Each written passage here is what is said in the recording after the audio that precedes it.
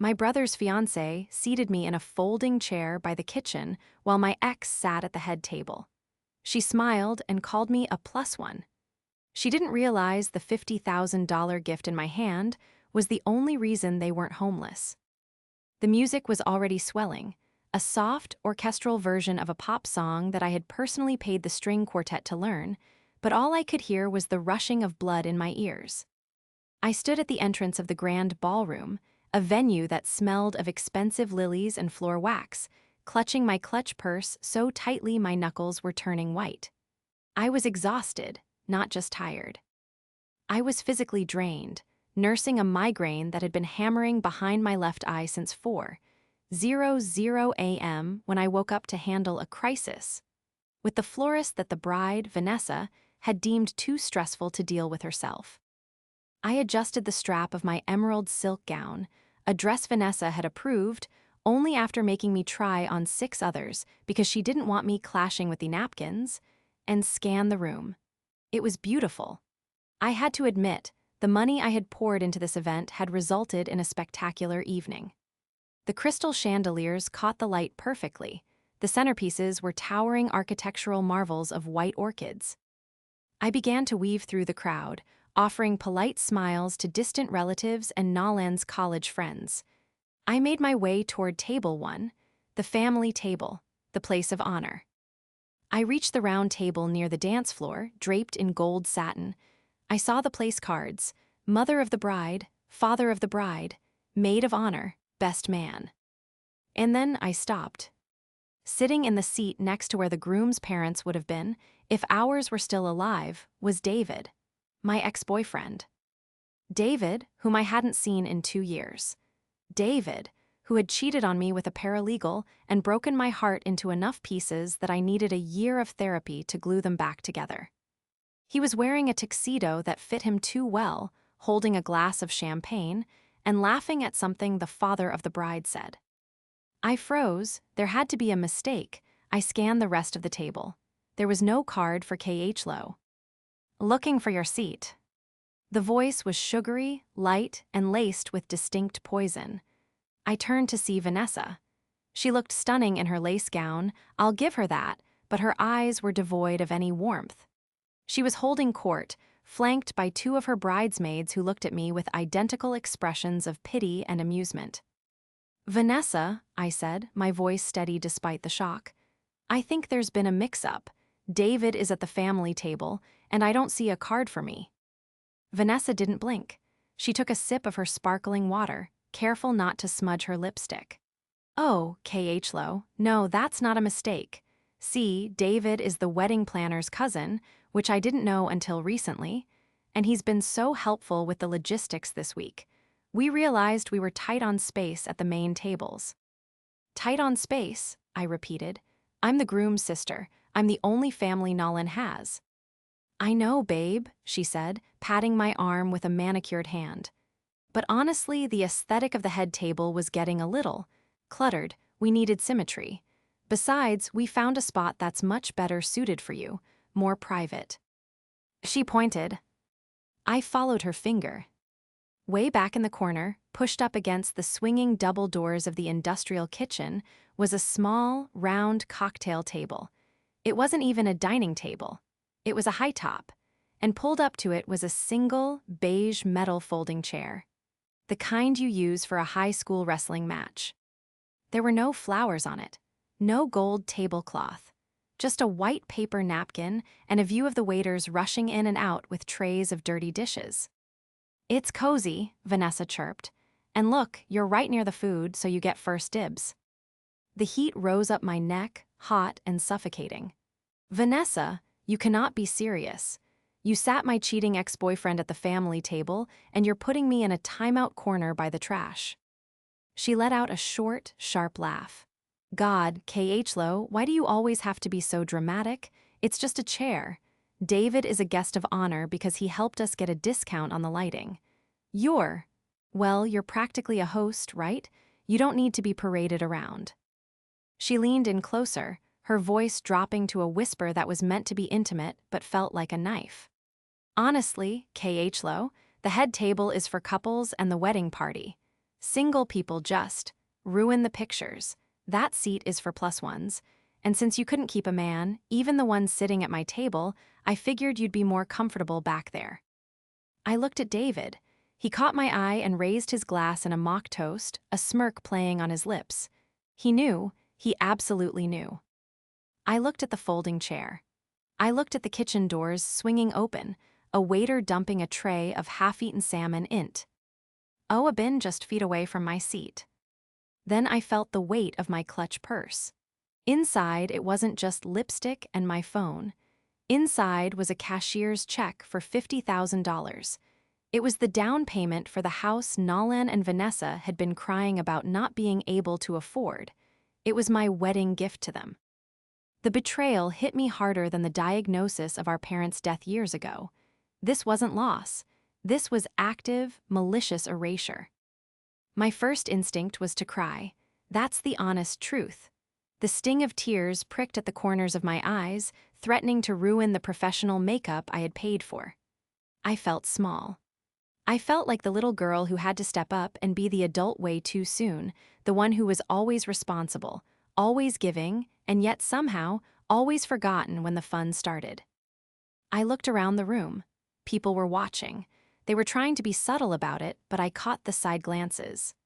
Nalan's college roommate, Greg, was whispering to his wife, looking from me to the folding chair and back again. They weren't looking at me with respect. They were looking at me like I was a train wreck, like I was something to be pitied. And Nalan, where was my brother? I scanned the room frantically and found him near the bar, laughing with his new father-in-law. He looked happy, oblivious. He didn't know his sister was being ushered to the kids' table. No, worse than the kids' table. The servants' entrance. Well, Vanessa prompted, checking her nails. Dinner is starting soon, K.H. Lowe. You don't want to be standing in the middle of the floor when the spotlights come on. I looked at her, really looked at her. I saw the glee in her eyes. This wasn't about symmetry or clutter. This was a calculated strike. She had spent the last year tolerating me, smiling through gritted teeth while I signed checks for the caterer, the venue, the DJ. She had used me to build her Princess Day, and now that the curtain was up, she wanted me off the stage. My hand tightened on the envelope inside my bag. The paper felt thick, substantial. $50,000. I thought about the hours I had worked to save that. I'm a partner at a landscape architecture firm. I make good money, but I don't print it. That money was 2 years of bonuses. It was early mornings on muddy construction sites and late nights drafting blueprints while my friends were out at happy hour. It was supposed to be the key to their future. But as I looked at that metal chair, something in me shifted. The sadness evaporated, burned away by a white-hot flare of clarity. They thought I was just Nalan's ATM sister. They thought I would take the insult, sit in the corner, eat my cold salmon next to the trash, and still hand over the check because that's what K.H. Lowe does. K.H. Lowe fixes things. K.H. Lowe pays for things. K.H. Lowe forgives. But they had forgotten one crucial thing. They had forgotten that while I wrote the checks, I also signed the contracts. Vanessa's eyes flicked to my purse. "Did you bring the, you know?" she asked, her voice dropping the malice for a split second, replaced by greed. She knew about the gift. Nalan must have told her I was planning something big. "The gift?" I asked, my voice surprisingly calm. It sounded foreign to my own ears, cool, detached, professional. It was the voice I used when a contractor tried to overcharge me for subpar concrete. "Yeah," she giggled, doing a little shimmy. "We're so excited to open it. We really need a win for the house hunt, K.H. Lowe. The market is brutal." I smiled. It wasn't a nice smile. Oh, I brought it. I glanced over her shoulder at David, who was now laughing loudly, looking like he owned the place. He was sitting in the seat that should have been mine. He was eating the appetizers I had paid for. "And the brunch tomorrow?" Vanessa added, almost as an afterthought. My mom wanted to know if we could arrive at the lake house around 10:00 a.m. We want to set up the mimosa bar before the guests arrive. The lake house. My family's estate. The one our parents left to me because I was the executor, and because I was the one who paid the property taxes and maintenance for the last decade. It was a stunning property on the water, the perfect venue for their post-wedding recovery brunch. I had spent the last 3 weekends there with a landscaping crew, making sure the gardens were magazine-ready for her Instagram photos. 10:00 a.m., I repeated. Right. She didn't hear the tone. She was too busy admiring her ring, a ring I helped Nolan pick out. A ring I loaned him $2,000 to upgrade because she needed the halo cut. She had forgotten who owned the ground she planned to stand on tomorrow. She had forgotten that access to my life, and my assets, was a privilege, not a constitutional right. To understand why this moment shattered me, you have to understand Nolan. Our parents died in a car accident when I was 22, and Nolan was 17. I was just finishing my master's degree. I had offers from firms in London and New York. I turned them all down. I moved back home, took a job at a local firm, and focused entirely on getting Nolan through his senior year of high school and then college. I wasn't just his sister. For the last decade, I was his mother, his father, and his bank. I paid for his tuition when his scholarships fell short. I bought him his first car so he could get to internships. When he wanted to switch careers from marketing to accounting, I supported him for 6 months while he studied for his CPA exams. I never complained. I never asked to be paid back. I loved him. He was the only piece of our parents I had left. And he was a good kid, really. He was sweet, sensitive, and kind, but he was soft. He hated conflict. He would set himself on fire to keep someone else warm, and unfortunately, he had fallen in love with an arsonist. I met Vanessa 2 years ago. On paper, she was fine. She was 24 then, an aspiring lifestyle curator, which mostly meant she took photos of latte art and complained about engagement algorithms. At first, she was sickly sweet to me. "Oh, KHLO, you're such a girl boss. I admire your hustle so much." But the digs started early, small things. "I could never work as much as you do," she'd say over dinner. "I just think women lose their softness when they're in corporate environments too long. Don't you worry about wrinkles." Or when I bought a new car, "It's nice, but isn't it a bit masculine? I suppose you need a big truck for your job, though, moving dirt around." I brushed it off. I told myself she was young. I told myself she was just trying to find her place in a family where the bonds were already welded tight by tragedy. But as the wedding approached, the mask slipped more often. She demanded a bridal shower at a country club that cost $4,000. When I gently suggested we do something more intimate at my home to save money for their house, she cried for 3 days until Nolan begged me to just fix it. So I paid. She fired 3 florists. She demanded I fire my tailor because he looked at her funny. And then came the antagonist, not just Vanessa, but the version of her that emerged when she thought no one was watching. 2 days before the wedding, I overheard her talking to her maid of honor in the bathroom at the rehearsal dinner. "God, is she paying for the open bar?" the friend asked. "Obviously," Vanessa's voice echoed from the stall. "She has to. What else is she going to spend her money on? Cats. She's 34 and single, Jessica. She's practically a spinster. I'm doing her a favor by letting her be involved. It gives her life meaning." I had walked out of the bathroom then, shaking. I didn't tell Nolan. I didn't want to ruin his big day. I told myself it was pre-wedding jitters. I told myself she was just venting. But standing here now, looking at the folding chair, I realized it wasn't venting. It was a philosophy. Vanessa didn't see me as a person. She saw me as a resource she could exploit and then hide away in the corner so I wouldn't ruin her aesthetic. She was a parasite in silk and lace, feeding off the host until there was nothing left but a husk. She smiled at me now, checking her reflection in a spoon. "So, you'll head over to your seat? I think the waiters are bringing out the soup soon. I'd hate for yours to get cold near the drafty door." She adjusted her bodice, pushing her chest up, looking every bit the triumphant queen bee. "Oh, and KHLO, try not to make a scene about the chair, okay? Nolan is so stressed. If you love him, you'll just sit down and smile. If I love him.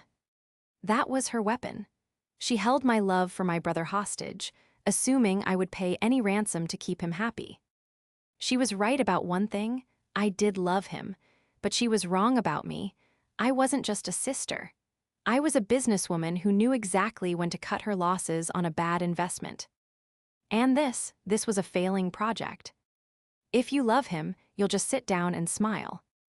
The words hung in the air between us, smelling of expensive perfume and cheap manipulation. Vanessa stood there, her head tilted slightly, a practiced look of innocent concern plastered on her face. She was waiting for me to fold. She was waiting for the conditioned response, the one where KH sighs, swallows her pride, and does whatever is necessary to keep the peace for Nolan. I looked at the folding chair again. It was beige, the metal legs scuffed and rusting near the feet. It was the kind of chair you find in the back of a church basement, not at a black-tie wedding where the plate cost was $200 a head. Then I looked at the kitchen doors. As if on cue, a waiter backed out, carrying a tray of used silverware. The metallic clatter was deafening in the small corner, and a waft of steam and dish soap rolled over us. "It's just for tonight, KH Low," Vanessa Prees said, her voice dropping to a whisper, though her eyes were darting around to see if anyone was watching us. "Don't be selfish. This isn't about you." Selfish. The word ricocheted through my brain. I thought about the last 6 months. I thought about the weekend I spent painting their current apartment because they couldn't afford a painter. I thought about the deposit I put down on the limo service because Vanessa wanted a vintage Rolls-Royce and Nolan's credit card was maxed out. I thought about the late nights I stayed up listening to Nolan panic about the mortgage rates, reassuring him that I would help them with the down payment so they wouldn't be house poor. I reached into my clutch. My fingers brushed the cool, crisp paper of the cashier's check. It was a physical tether to my old life, the life of the dutiful, doormat sister. I pulled the envelope out just an inch. I could see the bank's logo. "What is that?" Vanessa asked, her eyes snapping to the paper. Her survival instinct was sharp. She sensed a shift in the atmosphere. "This," I asked, pulling it out completely. I didn't open it yet, I just held it. "This was my contribution to your future." I looked past her toward the head table. David was pouring champagne for the maid of honor, laughing uproariously. He looked comfortable. He looked like family. And that's when the investigation phase of my brain, the part of me that analyzes soil composition and structural integrity before I ever lay a foundation, finally kicked into gear. This wasn't a mistake. This wasn't a last-minute shuffle. I took a step back, pulling my phone out with my free hand. I opened the wedding app, the one Vanessa had forced everyone to download to streamline the guest experience. I went to the seating chart tab. "What are you doing?" Vanessa hissed, her smile faltering. "Put your phone away, it's rude." "I'm checking the logs, Vanessa," I said, my voice eerily calm. I tapped the history tab. Most people don't know that these apps track changes for the admin, but since I paid for the premium version of the app, I had admin access.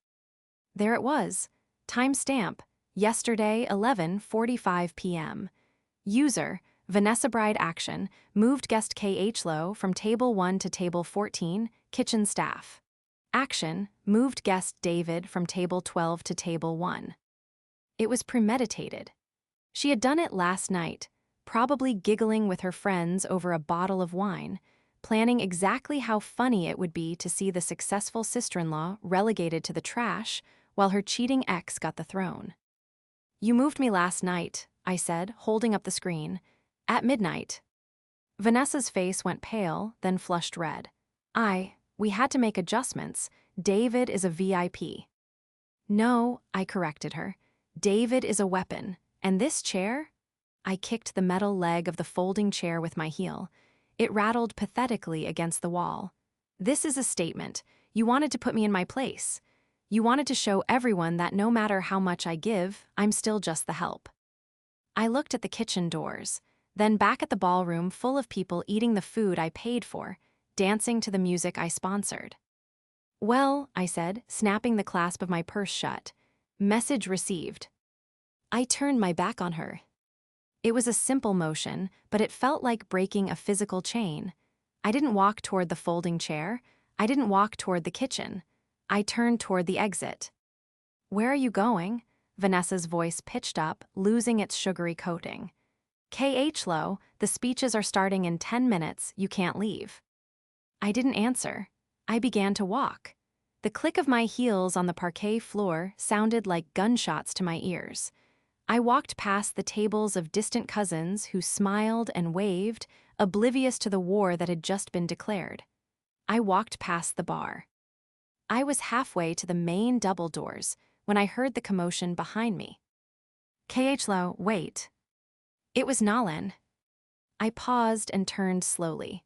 Nalan was jogging toward me, looking flushed and confused. He was holding a napkin in one hand. Vanessa was trailing behind him, looking frantic, trying to grab his arm to stop him, but he shook her off. The music seemed to dip. People were starting to turn. The scene Vanessa had so desperately wanted to avoid was happening, and she had no one to blame but herself. KH Low, where are you going?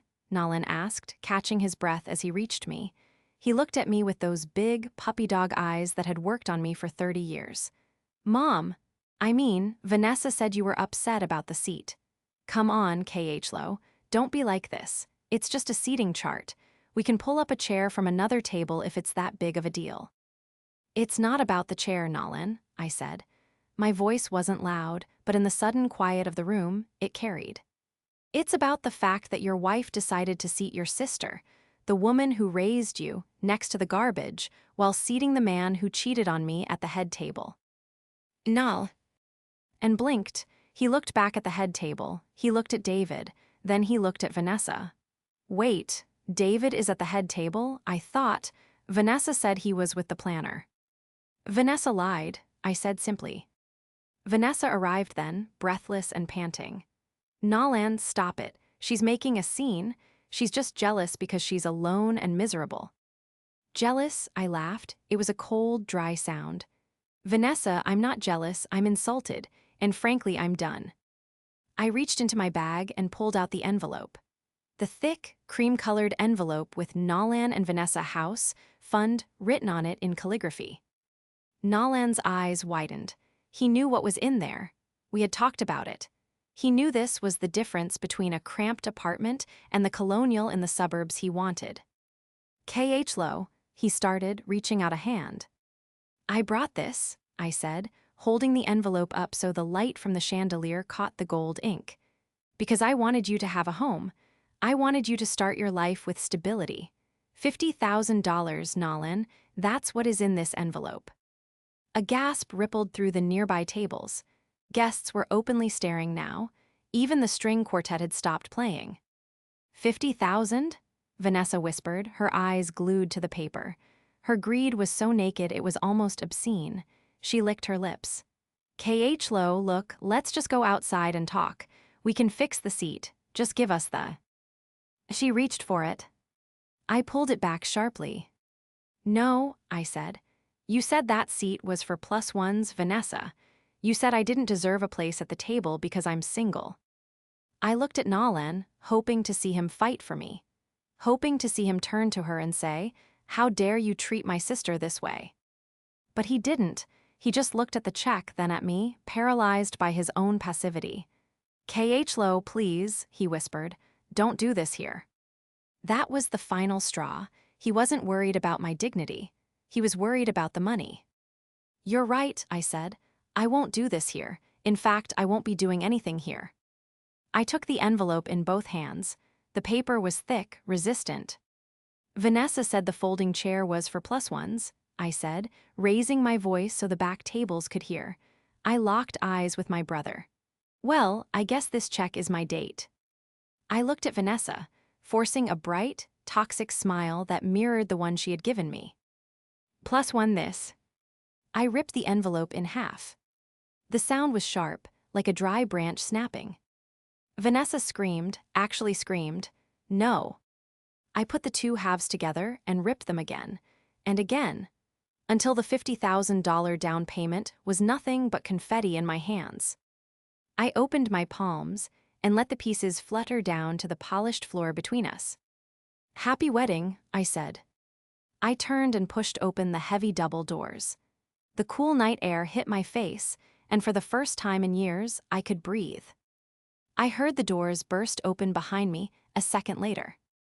KH Low, stop." Nolan ran after me, out onto the grand steps of the venue. He was crying. "KH Low, please, you can write another one, we can fix this." She didn't mean it. I stopped at the valet stand and handed the attendant my ticket. I didn't look back at my brother. "She meant every word, Nolan," I said, staring at the street. And so did I. The drive home was silent, but my phone was screaming. It sat in the cup holder, vibrating violently against the plastic every 30 seconds. Missed call, Nolan 4, missed call, Vanessa 2, text from Nolan. "Please answer, you're ruining everything." Text from Vanessa, "You are a psycho, you owe us that money, I'm telling everyone what you did." I didn't touch it until I pulled into my driveway. My house, a mid-century modern I had restored with my own hands, stood quiet and dark. It felt like a sanctuary. I walked inside, kicked off my heels, and poured myself a glass of red wine.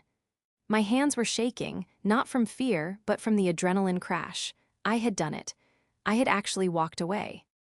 But as I sat on my sofa, the reality of the situation began to set in. This wasn't just a family spat. This was war. Vanessa was not the type to go down quietly. She was a content creator. She lived her life in the court of public opinion, and she had a bigger megaphone than I did. I unlocked my phone. Social media was already moving. Vanessa had posted a story on Instagram. It was a picture of her crying, mascara running down her face, with the caption, "Some people are so toxic they try to destroy your happiness just because they can't find their own. Heartbroken that my new SIL tried to blackmail us on our wedding day. Family trauma narcissist." I watched the view count tick up. Her followers were eating it up. Comments were flooding in. "Oh my God, poor babe. Cut her off. Who does that at a wedding?" She was spinning the narrative. She was painting me as the villain who used money to control them, conv. Neatly leaving out the part where she sat me by the trash. I felt a spike of panic. My reputation was my career. I worked with high-end clients. If I was branded as unstable or vindictive, it could hurt my firm. I needed leverage. I needed proof. I thought about the investigation I had started at the wedding. The app logs showed she moved the seats, but that didn't prove malice. She could claim it was an accident. I needed something that showed her intent. My phone buzzed again. A text, sender, Jessica, maid of honor. My stomach tightened. Jessica was Vanessa's best friend. Was she coming to pile on? I opened the message. There was no text, just a series of 5 screenshots. I squinted, reading them. They were from a group chat titled Operation Princess Day. Screenshot 1, Vanessa, he KH Low just transferred the money for the caterer. She's acting so holy about it, I can't stand her. Jessica, at least the check cleared. Vanessa, yeah, but I'm so sick of her hovering. I want her out of the pictures. Screenshot 2, Vanessa, OMG idea. What if we seat her in the back, like way back? Bridesmaid 2, Elmao like the kids' table? Vanessa, worse, the vendor table. Or just stick a folding chair by the kitchen. Tell her it's a logistical error. Screenshot 3, Vanessa, guess who I just invited? David. Jessica, her ex. V, that's mean. Vanessa, it's not mean, it's hilarious. I'm putting him at the head table. I want to see her face when she realizes he's family and she's nobody. Maybe she'll finally get the hint and stop trying to mother Nolan. Screenshot 4, Vanessa, she's bringing the house check tonight. Once I have that, I don't care if she cries. She can leave. We'll have the house and the lake house venue for tomorrow. She served her purpose. Below the screenshots, a message bubbles appeared. Jessica, I'm sorry, KH Low. I know I'm her friend, but what she did tonight was evil. I saw you rip the check. Good for you. I can't watch her destroy you online. Use these. I stared at the screen, my breath catching in my throat. This was it. This wasn't just proof. This was a nuclear bomb. She had admitted to using me for money, served her purpose. Admitting to the malice of the seating, I want to see her face. And admitting the house check was the only reason she tolerated me. I took a sip of wine. The panic subsided, replaced by a cold, hard resolve. I looked at the clock. It was 11:00 p.m. The post-wedding recovery brunch was scheduled for 10:00 a.m. tomorrow, at my lake house. Vanessa thought she had won the PR battle. She thought I was cowering at home, crying over my lost brother. She thought that because the wedding was over, she was safe. She had forgotten one detail. She didn't have the keys to the lake house. I did, and the electronic gate code, I controlled that from my iPad. I opened my home automation app. Property, Lakeview Estate. Gate code, 1234 guest. Status, active. I tapped the screen. Status, disabled. New code required. I wasn't just going to lock them out. That was too easy. They expected the brunch. They had invited 50 people to my property. I picked up my phone and typed a reply to Nalin. I saw Vanessa's post. We need to talk. I'll see you at the brunch tomorrow. Be on time. I wasn't going to skip the brunch. I was going to host it. And the entertainment wasn't going to be a mimosa bar. It was going to be a slide show. The morning sun hit the water of the lake, turning the surface into a sheet of blinding diamonds. It was a perfect day for a brunch. The caterers I had hired weeks ago were setting up on the patio, silver chafing dishes, towers of pastries, and a mimosa bar that stretched 10 feet long. I stood on the upper balcony of the lake house, watching the cars begin to line up at the front gate down the long driveway. It was 9:55 a.m. My phone buzzed. It was the gate intercom. KHLO, the code isn't working. It was Nalin. He sounded tired. I know, I said into the system, my voice echoing slightly in the empty master bedroom. I changed it. I'll buzz everyone in. I pressed the button. The heavy iron gate swung open. I watched as the convoy of cars rolled in. Vanessa's white convertible led the pack, followed by a stream of SUVs containing her family, the bridal party, and, of course, David. I went downstairs. I was wearing a white linen suit, crisp, professional, untouchable. I didn't look like a grieving sister. I looked like a CEO arriving for a board meeting. By the time I stepped onto the patio, the guests were mingling. The tension was palpable. Everyone had seen Vanessa's Instagram post. They were whispering, glancing at me with a mix of curiosity and judgment. Vanessa spotted me instantly. She marched over, still wearing white, a lace sundress this time, her eyes hidden behind oversized sunglasses. Nalin trailed behind her, looking like a man marching to the gallows. You actually showed up, Vanessa hissed, keeping her voice low so the guests couldn't hear. After ruining my wedding night. It's my house, Vanessa, I said calmly, pouring myself a glass of orange juice. I didn't show up. I live here. Well, don't expect an apology, she spat. Nalin and I talked. We're willing to forgive you for the scene you caused, but only if you write that check again. Today, before we leave. Is that so? I looked at Nalin. Is that what you think, Nalin, that I owe you an apology? Nalin couldn't meet my eyes. He looked at his shoes. KHLO, we need the house. We can't lose the deposit. Just, please, for family. Family, I repeated. I set my glass down. Okay, let's talk about family. Actually, let's talk about it with everyone. I walked over to the DJ booth. The DJ, a kid I had known for years, saw my signal and cut the music. The jazz faded into silence. Excuse me, everyone, I called out. The chatter stopped. 50 faces turned toward me. Vanessa looked confused, then alarmed. KHLO, what are you doing? She whispered aggressively.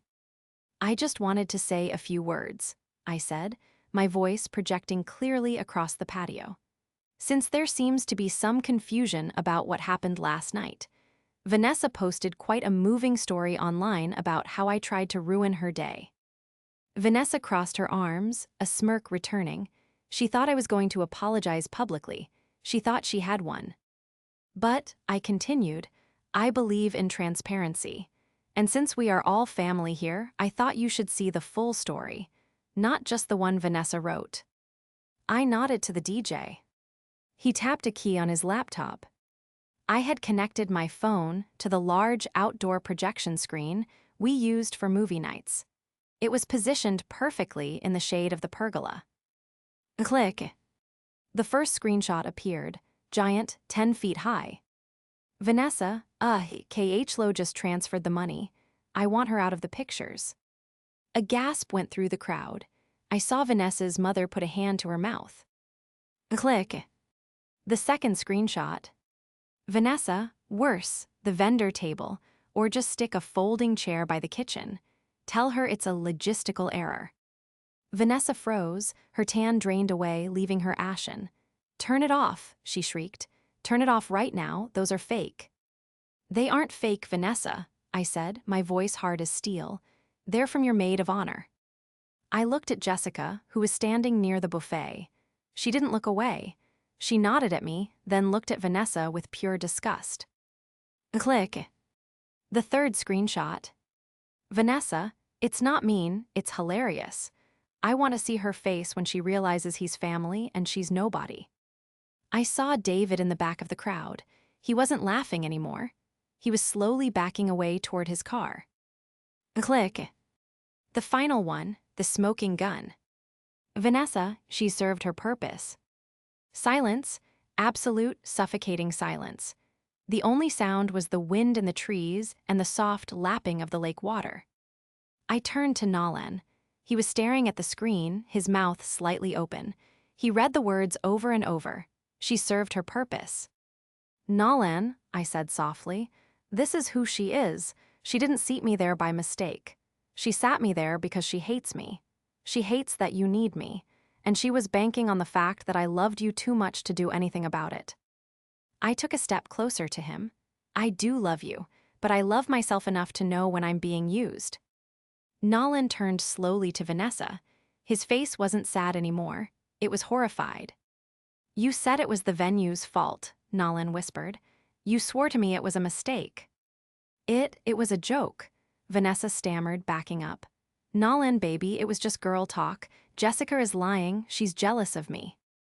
A joke, Nalan's voice cracked. You called my sister nobody. You planned to take her money and kick her out of our lives. I did it for us, she screamed, losing control. For our house, she has everything, Nalan. She has this house, the money, the career. Why shouldn't she pay for us? She owes you. She owes me nothing, Nalan yelled. It was the first time I had ever heard him raise his voice at her. She raised me, she gave me everything. He looked at me, tears streaming down his face. KHLO, I didn't know, I swear to God, I didn't know it was planned. I know, I said, but you know now. Nalan looked at Vanessa. He looked at the ring on her finger, the ring I paid to upgrade. He looked at the guests, his family, who were looking at his wife like she was a monster. He took a deep breath. He reached into his pocket and pulled out the car keys. Get out, he said to Vanessa. Excuse me, she scoffed. We are married, Nalan. You can't tell me to leave.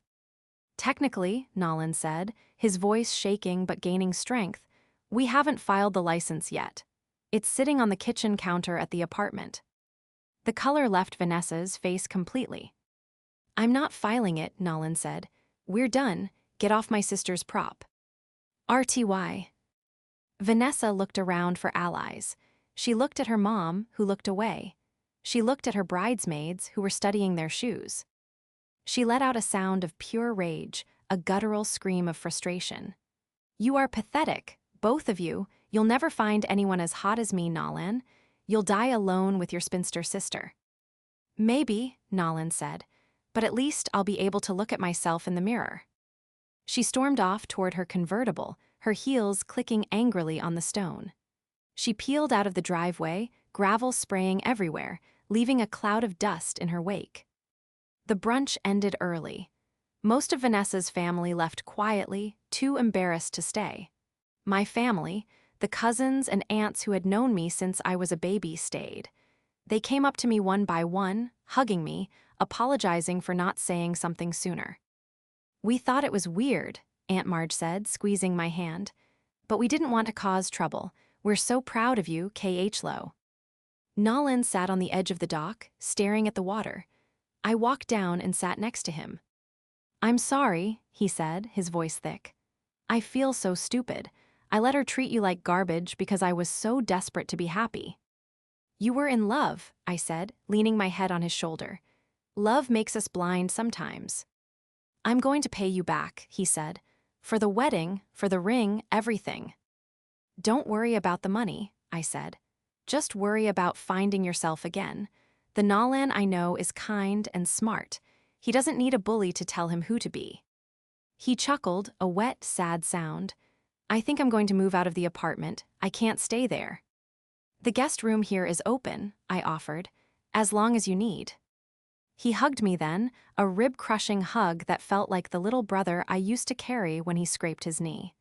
"Thank you, K.H. Lowe, for saving me, even when I didn't want to be saved." In the weeks that followed, the fallout was absolute. Nolan never filed the license. He annulled the ceremony based on fraud. Vanessa tried to keep the ring, but since the marriage didn't happen, legally she had to return it. Nolan sold it and used the money to pay off his credit cards. Vanessa's reputation imploded. I didn't have to do anything else. The guests at the brunch told the story. The screenshots leaked online, not by me, but I suspect Jessica helped.